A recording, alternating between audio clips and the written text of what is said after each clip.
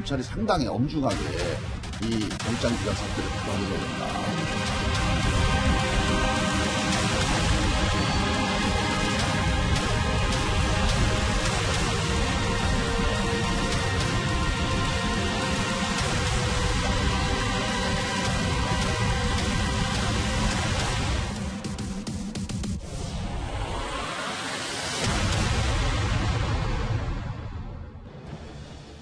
일부에서는 이 얘기 때문에 오늘 집회에 나왔다라는 분들도 몇몇 분이 계셔서요. 자, 웅동학원 채용 과정에서 뒷돈을 받은 혐의로 구속영장이 청구됐던 조국 장관의 동생이 구속을 면했습니다. 조 장관의 직계가족으로는 첫 구속 사례여서 이목이 참 집중이 됐었는데 결국 오늘 새벽에 집으로 돌아갔습니다. 그 화면부터 먼저 만나보시죠. 공사비 소송. 아픈 사람이에요? 아픈 사람이에요? 웅동학원 공사비 소송, 위장 소송이라는 의혹 어떻게 생각하십니까? 혹시 장관과 협의하신 적 없으십니까? 공사 채용 당시 도움 받은 적 있으십니까? 저렇게 오늘 취재진의 끈질긴 질문에도 일단 목 깁스를 하고 오늘 새벽에 서울구치소를 빠져나갔습니다. 김태현 변호사님. 하나하나 짚어볼 텐데 많은 분들이 저 방송 전에 물어봤어요. 돈 전달책이 구속이 2명이 다 됐는데 돈을 받은 사람이 구속이 안 됐다? 예상하셨어요? 아니요. 대부분 아마 많은 변호사들도 예상 못했을걸요? 대부분. 네. 저는 사실 지금도 납득은 이해는 되지 않아요. 먼저 전제로 말씀드릴게요. 예. 조국 장관 동생이 구속되냐 구속되지 않느냐는 거는 이 수사의 별 중요한 부분은 아닙니다. 솔직히 말씀드리면 이 조국 장관의 부인인 정경심 교수에 관련된 어떤 의혹들에 관한 수사의 핵심은 본류는 사모펀드, 그 다음에 사문서 위조에 관한 부분이에요. 예. 이건 사실은 웅동학원에 관련되는 거기 때문에 속된 말로 아주 엄격하게 말하면 이게 바로 별건 수사예요. 그러니까 저는 이 조국 장관의 가족에 대한 의혹의 어떤 본류와는 좀 떨어진 부분이어서 전 개인적으로 웅동학원에 관한 문제는 그리 중요하게 보진 않습니다. 그러니까 그거는 어떻게 보면 채용 비리, 그러니까 조국 장관 동생의 개인 비리인 거지 정경심 교수나 조국 장관과는 직접적 연관이 없는 별건이라고 보기 때문에 조국 장관 동생이 구속되든 구속 안 되든 검찰 수사의 본류의 어떤 성패와는 별 상관이 없다고 봐요. 그 전제를 깔고 말씀드릴게요. 그런데 제가 왜 이거를 영장 기각에 납득이 안 된다. 물론 저는 변호사이기 때문에 법원의 판단을 존중을 합니다. 다만 제가 왜 이해가 안 된다 그러면 2가지 점이에요. 하나는 이 중간에 있는 사람 구속됐잖아요. 아랫사람. 속된 말로. 돈 심부름을 한 사람. 그렇죠. 속된 말로 돈 심부름해서 전달해 준 사람도 구속이 안 됐다고 하면 그럴 수 있다. 라고 보는 거예요. 그런데 그 사람 구속이 됐어요? 그러는 얘기는 뭐죠? 범죄 사실 다 증명이 끝났다는 거예요. 법원이 얘기했던 피의 사실 일부의 다툼이 있다는 그 얘기는 저 위장 소송과 관련된 배임의 문제인데 그건 어차피 뭐 크게 중요한 부분은 아니었고 핵심은 이 채용 비리거든요. 거기에 중간에 돈 전달한 사람은 구속이 됐다. 근데 지시하고 받은 사람은 구속이 안 됐다는 거예요. 그죠? 그거 하나 있고 두 번째는 영장 실질심사 포기했습니다. 그렇죠. 속된 말로 저 잡아가세요 이거거든요. 오늘 속된 말이란 말을 많이 하시네요. 저 잡아가세요. 싫은데 나 너 안 잡아갈래. 이겁니다. 최근 3년간 영장실질심사 포기한 사람들 중에서 영장 발부 안 된 적 없다는 거. 왜? 법원은 영장을 발부해달라 하고 당사자인 피의자는 영장실질심사를 포기하고 저 잡아가세요라고 얘기하는데 법원이 나 너 안 잡아갈래 이겁니다. 그러니까 굉장히 이례적인 거거든요. 그래서 저는 사실은 납득이 되지는 않아요, 개인적으로. 말씀하셨던 것처럼 2015년부터 2017년까지 3년간 여기 보시는 불출석 심사 100% 다 구속이 됐었는데 하정대 국장, 뭐 여기도 뭐 얘기들이 많아요. 뭐 논란이 있고 이걸 왜 이렇게 건강 상태까지 다 하나씩 챙겨주냐는 얘기도 있는데 그러면 왜 영장 판사가 이런 판단했을지 좀 짐작이 되십니까? 글쎄요, 저 법조를 무려 5년 8개월이나 이렇게 출입을 했는데 법원에서 영장을 기각하면서 피의자의 어떤 건강 상태까지 이렇게 고려를 해서 영장을 기각한다라고 이렇게 적시하는 경우는 제가 그전에 거의 본 적이 없거든요. 게다가 이제 아프다고 하는 부분이 이제 허리 디스크잖아요. 근데 허리 디스크로 부산에 있는 병원에 입원해 있을 때 검찰이 의사면허증 있는 검사가 직접 가서 봤습니다. 그리고 주치의도 같이 면담을 했습니다. 그때 충분히 이거는 영장 실질 심사를 받을 수도 있고 그리고 수감 생활을 견딜 수도 있다고 하는 거를 이미 확인을 하고 부인을 해가지고 온 건데 명재관 영장 전담 판사는 어쨌든 저거를 가지고도 같이 얘기를 했는데 제가 보기에 일반적으로 원래 영장을 발부할 때요. 예. 우리 김 변호사님이 얘기한 거, 김태현 변호사님이 얘기한 거 말고도 항상 일반적으로 보는 게 두 가지였어요. 증거인멸의 우려하고 도주 우려 이거였거든요. 근데 이분 같은 경우에는 바로 뭐를 했냐면 증거인멸을 자기도 하고 증거인멸 교사도 했어요. 심지어 돈을 주면서 수백만 원 주면서 너 좀 잠시 밖에 나가 있어라. 도주 교사까지 시킨 거예요. 그렇다면은 이런 사람을 증거인멸하고 도주 우려가 없다고 볼 것인가. 제가 보기엔 참으로 지금까지 영장 기각한 사람 중에서 가장 납득하기 어려운 영장 기각 그런 결정문이었습니다. 두 분의 분석 때문에 그런지는 모르겠습니다만 전직 영장판사도 이도훈 의원님 네. 법원 스스로 5점을 찍은 날이다라고 이 내용 하나하나씩 하면서 상당히 작심 비판을 했더라고요. 그렇습니다. 이충상 그 전 부장판사는 지금 이번에 그 영장을 기각한 명재권 그 영장 전담판사하고 같은 위치에서 지금 일했던 분입니다. 서울중앙지법 영장 전담판사죠.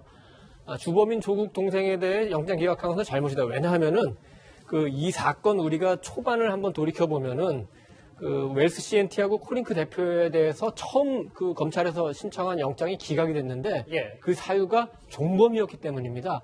그리고 실제로 주범인 오촌 조카를 구속을 했죠. 맞아요. 거기에 비추어서도 전혀 형평성이 안 맞는 것 같죠. 그런 문제들이 있기 때문에 비판을 하는데 굉장히 좀 비판이 좀 신랄한 것 같습니다. 주범인 조국 동생에 대해 영장 기각한 것은 잘못이다 하고 그렇죠. 범죄 하나만으로 도망의 염려가 있다고 보아 구속을 해야지 범죄를 조국 동생이 인정하고 있다는 이유로 영장 기각할 일은 아니다 이렇게 그 지적을 했는데 만일 검찰이 꼭 영장을 발부하고 싶었다면은 그 여러 가지 혐의 중에서 그 돈을 받은 혐의, 이것만 그러니까 배임 수재가 되는 거죠. 이것만 만약에 영장에 넣었으면은 발부됐을 가능성이 굉장히 크죠. 그거는 거부할 논리가 거의 없으니까. 근데 지금 그 기각한 사유 가운데 하나가 그 배임 문제, 웅동학원하고 소송 문제인데 이 부분은 그 범죄가 검찰이 생각하는 것만큼 명재권 판사가 확실하게 소명은 안 됐다고 보는 것 같아서 이 부분에 대해서 논란이 있다고 하지 않았습니까? 예. 모르겠습니다. 그 부분이 어떻게 보면은 뭐 검찰의 전략적 판단이라고 할 수는 있지만 예. 제가 궁금해서 한번 특수수사했던 분한테 한번 여쭤보니까 검찰이 그런 식으로 이렇게 무슨 이렇게 전략 전술을 쓰진 않는다. 수사에서 나오면 그걸 모든 걸 포함해서 가기 때문에 그 웅동학원 소송까지 해서 같이 영장을 낸 것 같은데 결과적으로는 그것 때문에 기각이 된 요인이 된 것 같습니다. 알겠습니다. 그렇게 분석을 하시는군요. 김태현 변호사님. 예. 아까 언급을 하셨어요. 짧게. 그러면 이번에 이 조국 장관 동생 영장 기각이 예. 조국 장관 일가 수사에 차질이 불가피하다. 이거는 좀 크게 생각하는 겁니까? 아니요. 차질 없는데요. 차질이 없다. 그러니까 본류가 아니에요. 예. 그러니까 저게 이제 사실은 아주 넓게 보면 채용 비리해서 받은 저 돈이 가정이에요. 만약에 정경심 교수가 조국 장관에다 흘러들어갔다 그러면 모를까? 그게 아니라면 본류는 사모펀드에 관한 것이지 저건 사실은 약간 곁다리로 있는 부분이거든요. 그러니까 저게 무슨 영장 기각했다고 해서 조국 장관 일가, 아까 특히 정경심 교수입니다. 정경심 교수 수사에 차질이 빚는다? 저는 전혀 그렇게 보지 않는다는 거죠. 예. 그렇지만 여당은 이번 법원의 판단에 대해서 검찰이 엄중히 받아들일 필요가 있다고 말했습니다. 그 목소리 들어보시죠. 그래서 저는 이 점에 대해서 검찰이 상당히 엄중하게 이 영장 기각 사태를 받아들여야 된다. 거의 절반 가까운 분들이 이건 과잉 수사다. 아니면 이건 뭔가 표적 수사다. 검찰 개혁을 거부하려고 하는 이 검찰로서는 만약에 오해라면 엄청난 오해 아닙니까? 이런 오해를 받게 된 초래한 수사 과정 자체가 나는 검찰이 진짜 심사숙고해야 될, 스스로 평가해봐야 될 그런 과정이다. 이게 지금 검찰이 좀 되돌아봐야 된다. 강수호 부대변인. 네. 그럼에도 야당 오늘 무슨 얘기까지 했냐면 조국 왕국의 두 번째 수혜자가 탄생했다라고까지 비판을 했습니다. 그 영장 실질 심사를 포기하고 그냥 서면 심사를 받았음에도 불구하고 이제 영장 그 청구가 기각이 돼서 아마도 이례적이어서 저런 이야기를 한 것 같은데 예. 저는 그 앞서 말씀하신 분들과는 달리 그 기각의 이유를 읽어보니까 좀 이해가 가는 측면이 있었습니다. 일단 그 전달책 2명은 구속이 됐는데 그렇다면 조국 장관의 동생은 왜 구속이 안 됐냐는 거 아닙니까? 그 기각의 이유에 보면 그 배임 수재 관련해서는 거의 모든 혐의를 인정을 하고 있다고 했어요. 그러니까 뒷돈 받은 건 인정한 거죠. 네, 그 혐의를 대부분 인정을 하고 있다고 했거든요. 근데 그거에 반해서 나머지 2명이 구속이 됐다는 거는 아마도 이 2명은 계속해서 좀 부인하지 않았을까라는 그런 생각이 듭니다. 예. 그리고 배임 관련해서는 다툼의 여지가 있다고 했죠. 그리고 검찰이 이미 그 구속영장을 재청구를 했어요. 그렇다면 검찰이 아마도 이 부분 관련해서 증거를 보강해서 재청구를 할 것 같은데 근데 대대적인 압수수색을 해서 굉장히 많은 증거를 지금 검찰이 확보한 상태 아닙니까? 예. 그럼에도 불구하고 다툼의 여지가 있다는 판단을 받은 것이잖아요. 그렇다면 저는 더 끌어올 그래서 더 보강할 증거가 있을까 사실 개인적으로 의문입니다. 그래서 만약에 이번에도 기각이 된다면 저는 그냥 불구속 기소하지 않을까 그렇게 생각합니다. 불구속으로 재판을 넘길 것이다. 하정대 국장. 예. 근데 지금 저희가 이 웅동학원 관련해서는 여러 가지 의혹과 정황들이 좀 이제 많이 드러나서 이번에는 화면 한번 진행을 해볼까요? 이번에는 이렇게 원래 어제나 지난주까지 저희 뉴스탑10에서 짚어봤던 게 이 웅동학원의 뒷돈이 모친에게 흘러갔을 가능성도 있다라고 했는데 이게 또 정경심 교수에게 흘러갔을 가능성도 있어서 이게 또 웅동학원도 공범이 되는 거 아니냐라는 얘기까지 나옵니다. 지금 이제 그 조국 동생이 받은 돈이 2억 원이잖아요. 1인당 중학교 교사 채용 혐의로 각각 1억 원씩 2억 원을 받았는데 사실 조국 동생이 다 받은 걸로 생각을 했는데 나중에 계좌 추적을 해보니까 결국은 일부가 어머니한테 이제 흘러간 거예요.